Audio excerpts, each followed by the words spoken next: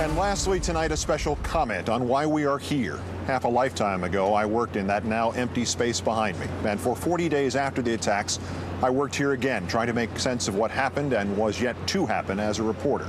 And all the time, I knew that the very air I breathed contained the remains of thousands of people, including 4 of my own friends, 2 in the planes, and as I discovered from those missing posters, seared still into my soul, 2 more in the towers. And I knew as well that this was the pyre for hundreds of New York policemen and firemen, of whom my family can claim half a dozen or more as our ancestors. I belabor this to emphasize that for me this was and is and always shall be personal. And anyone who claims that I and others like me are soft or have forgotten the lessons of what happened here is at best a grasping, opportunistic dilettante and at worst an idiot, whether he is a commentator or a vice president or a president. However, of all the things those of us who were here 5 years ago could have forecast, of all the nightmares that unfolded before our eyes and the others that unfolded only in our minds, none of us could have predicted this. 5 years later, this space is still empty. 5 years later, there is no memorial to the dead.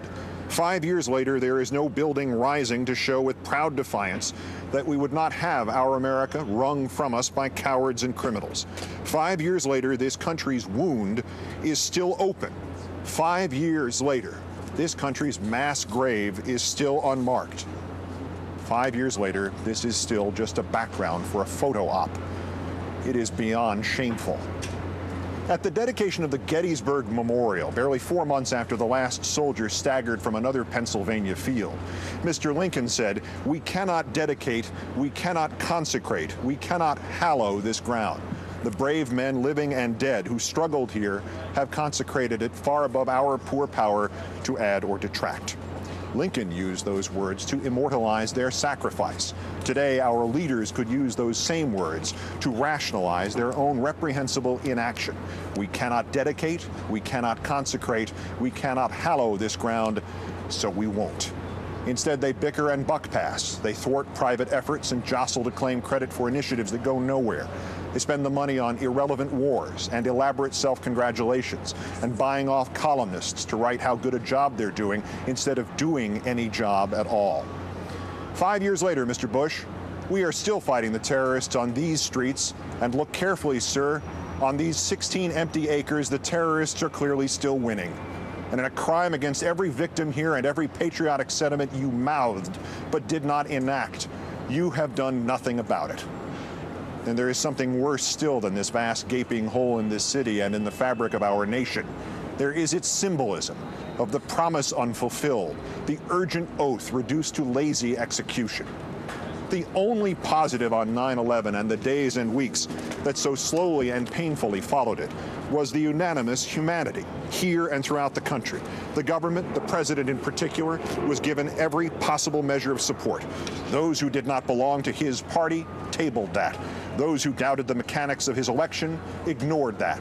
Those who wondered of his qualifications forgot that.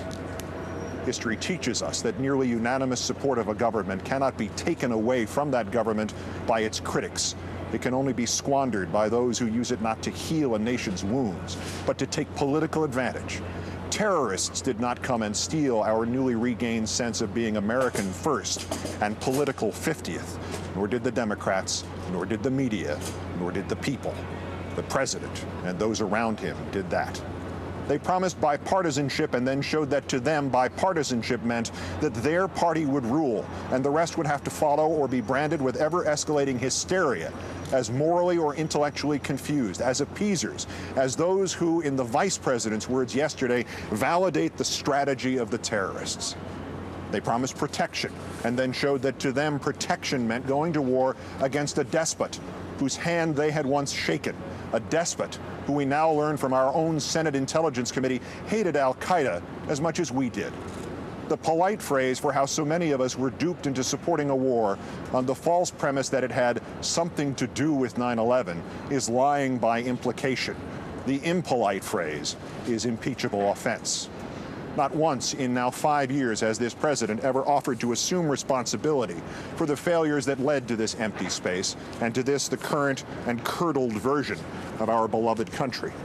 Still, there is a snapping flame from a final candle of respect and fairness. Even his most virulent critics have never suggested that he alone bears the full brunt of the blame for 9/11. Half the time, in fact, this president has been so gently treated that he has seemed not even to be the man most responsible for anything in his own administration. Yet what is happening this very night? A mini-series created, influenced, possibly financed by the most radical and cold of domestic political Machiavellis continues to be televised into our homes. The documented truths of the last 15 years are replaced by bald-faced lies. The talking points of the current regime parroted, the whole sorry story blurred by spin to make the party out of office seem vacillating and impotent, and the party in office seem like the only option. How dare you, Mr. President, after taking cynical advantage of the unanimity and love and transmuting both into fraudulent war and needless death, after monstrously transforming it into fear and suspicion and turning that fear into the campaign slogan of 3 elections, how dare you or those around you ever spin 9/11?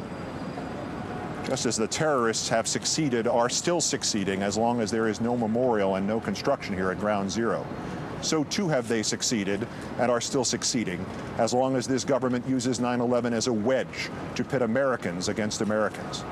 This is an odd point to cite a television program, especially one from March of 1960.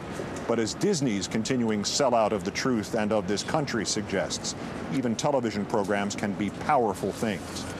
And long ago, a series called The Twilight Zone broadcast a riveting episode entitled "The Monsters Are Due on Maple Street."